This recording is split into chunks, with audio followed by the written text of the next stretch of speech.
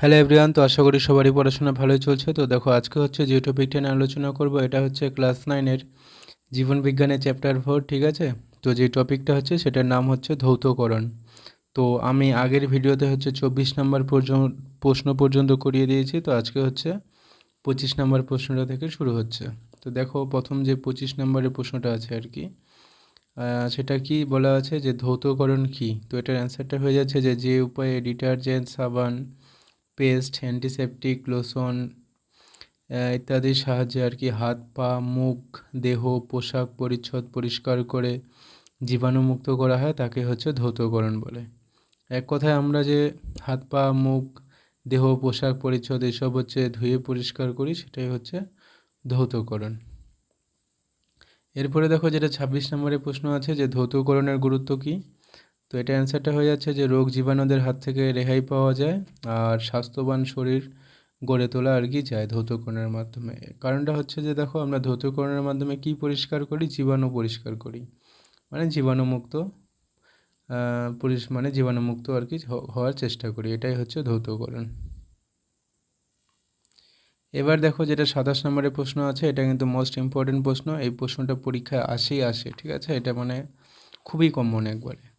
তো দেখো কি আর প্রশ্নটা আছে যে মানব কল্যাণে জীবাণুদের ভূমিকা আলোচনা করো। তো আমরা জানি যে জীবাণু মানেই যে ক্ষতি করবে সেরকম না, কিছু কিছু জীবাণু আছে যেগুলো হচ্ছে আমাদের উপকারী, বা যেগুলো হচ্ছে আমরা নানান কাজে ব্যবহার করি। যেরকম হচ্ছে 1 নম্বরটা দেখো, যে খাদ্য সামগ্রী উৎপাদনে আমরা কোন কোন অণুজীবের সাহায্য নিই। যেরকম দই আছে, পনির, মাখন, ঘোল, ইডলি ইত্যাদি উৎপাদনের জন্য বিভিন্ন ব্যাকটেরিয়ার কাজে লাগানো হয়। যেরকম দইটা আছে, যে দইটা কিন্তু নিজে নিয়ে অটোমেটিক তৈরি হবে না, দুধ থেকে দই, সেটার জন্য কি লাগে? ল্যাক্টোবেসিলাস নামের ব্যাকটেরিয়া, ঠিক আছে? ওই ব্যাকটেরিয়াটা কী করে? দুধটাকে দইয়ে পরিণত করে আর কি। এবার দেখো, যেটা 2 নম্বর টপিকটা আছে মদ্য শিল্পে, মানে মদ প্রস্তুতিতে আর কি। দেখো বলা আছে যে ফলের রস, খেজুরের রস ইত্যাদি গেজিয়ে হচ্ছে মদ উৎপাদন করা হয়।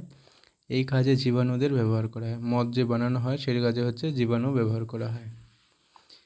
এরপরে দেখো, যেটা 3 নম্বর টপিকটা আছে, যে মানে ওই পয়েন্টটা, সেটা হচ্ছে ওষুধ উৎপাদনে নানান রকমের অ্যান্টিবায়োটিকও, যেমন হচ্ছে স্ট্রেপ্টোমাইসিন, এরিথ্রোমাইসিন, এজিথ্রোমাইসিন, ঠিক আছে, ইত্যাদি উৎপাদনে জীবাণুদের ব্যবহার করা হয়।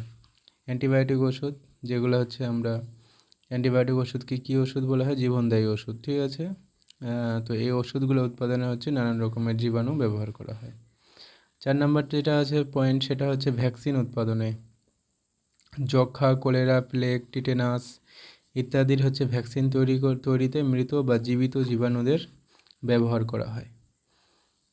তারপরে দেখো, যেটা 5 নম্বরে আছে যে ভিটামিন উৎপাদনে, তো ভিটামিনের জন্য দেখো আছে vitamin B2, vitamin বি12, vitamin C উৎপাদনের জন্য ব্যাকটেরিয়া ব্যবহার করা হয়। তো আমরা দেখতেই পাচ্ছি যে মানে অণুজীবের খুব ব্যবহার আছে, ঠিক আছে? অণুজীবের সাহায্যে আমরা কত কিছু তৈরি করতে পারছি।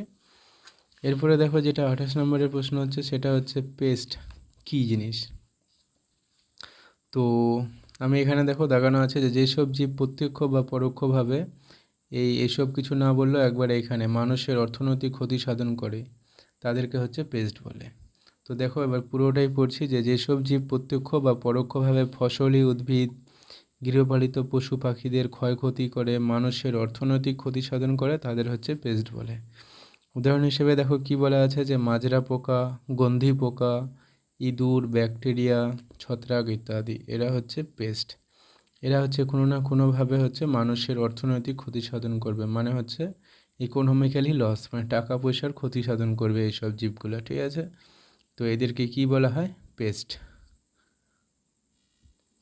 এরপরে দেখো, যেটা 29 নম্বরের প্রশ্ন আছে, যে জৈবিক নিয়ন্ত্রণ কি। তো জৈবিক নিয়ন্ত্রণ মানে হচ্ছে জীব দিয়ে জীবকে নিয়ন্ত্রণ করা, এটাই হচ্ছে জৈবিক নিয়ন্ত্রণ। তো দেখো কি বলা আছে, যে পদ্ধতিতে পরিবেশের ক্ষতি না করে পেস্টের প্রাকৃতিক শত্রুকে কাজে লাগিয়ে পেস্টকে নিয়ন্ত্রণ বা নিধন করা হয়, তাকে হচ্ছে জৈবিক নিয়ন্ত্রণ বলে। এর মানেটা হচ্ছে, আমরা তো পড়লাম যে পেস্ট কি, পেস্ট হচ্ছে ক্ষতিকারক জীব। এবার ওই ক্ষতিকারক জীবকে মারার জন্য আমরা হচ্ছে কোনো রাসায়নিক সার বা কীটনাশক ব্যবহার করব না, আমরা হচ্ছে অন্য একটা জীব ব্যবহার করব, সেই জীবটার সাহায্যে আর কি এদেরকে আর কি দমন করা যাবে, পেস্টকে। তো এটাকেই বলে হচ্ছে জৈবিক নিয়ন্ত্রণ। উদাহরণ হিসেবে দেখো যে কি বলা আছে, যে নিউক্লিয়ার পলি হেডরোসিস ভাইরাস মানে এনপিএন যে ভাইরাসটা, এটা প্রয়োগ করে নাকি বলে মথ, শুঁয়োপোকা ইত্যাদি দমন করা যায়। মথ মানে হচ্ছে তুঁত গাছে, বেসিক্যালি তুঁতের যে পোকাটা হয় তাদের ওইখানে একটা স্পেশাল টাইপের পোকা সৃষ্টি হয়, ঠিক আছে, ওই পোকাটা মনে হচ্ছে মথ আর শুঁয়োপোকা ইত্যাদি দমন করতে এনপিএন ভাইরাসটা আর কি প্রয়োগ করা হয়। তাহলে ভাইরাস দিয়ে পেস্টকে দমন করা যাচ্ছে, এটাই আর কি বলছে। তারপরে দেখো যেটা 30 নম্বরের প্রশ্ন আছে যে অণুজীব সার কি, তো এটা অ্যান্সারটা হয়ে যাচ্ছে যে সক্রিয় গোষ্ঠীর অণুজীব পরিবেশের কোনো ক্ষতি না করে মাটির উর্বরতা বাড়ায় ও ফসল উৎপাদন বৃদ্ধিতে সাহায্য করে তাদের হচ্ছে অণুজীব সার বা বায়ো ফার্টিলাইজার বলে। যেসব সক্রিয় গোষ্ঠীর অণুজীব আছে যারা পরিবেশের কোনো ক্ষতি করবে না কিন্তু মাটির উর্বরতা বাড়াবে আর ফসল উৎপাদন বৃদ্ধি করবে, এদেরকে বলা হয় অণুজীব সার। উদাহরণ হিসেবে দেখো যে কী আছে, রাইজোবিয়াম। এরপরে হচ্ছে 31 নম্বরের প্রশ্ন যে অণুজীব সার কত প্রকারের হয়, তো এটার অ্যান্সারটা হয়ে যাচ্ছে যে অণুজীব সার 3 প্রকারের হয়। একটা হচ্ছে ব্যাকটেরিয়া, 2 নম্বরটা হচ্ছে সায়ানোব্যাকটেরিয়া আর 3 নম্বরটা হচ্ছে মাইকোরাইজিয়া। এরা প্রত্যেকটাই হচ্ছে মাটিতে নাইট্রোজেনের পরিমাণ বৃদ্ধি করে। এবার দেখো যেটা অণুজীব সারের গঠন চিত্র সেটা আর কি আলোচনা করা হয়েছে। তো অণুজীব সারের গঠন চিত্রটা এরকম দেখো যে অণুজীব সার, একদিকে অণুজীব সারের 3টা ভাগ আমরা পড়লাম, একটা হচ্ছে ব্যাকটেরিয়া, সায়ানোব্যাকটেরিয়া আর হচ্ছে মাইকোরাইজা।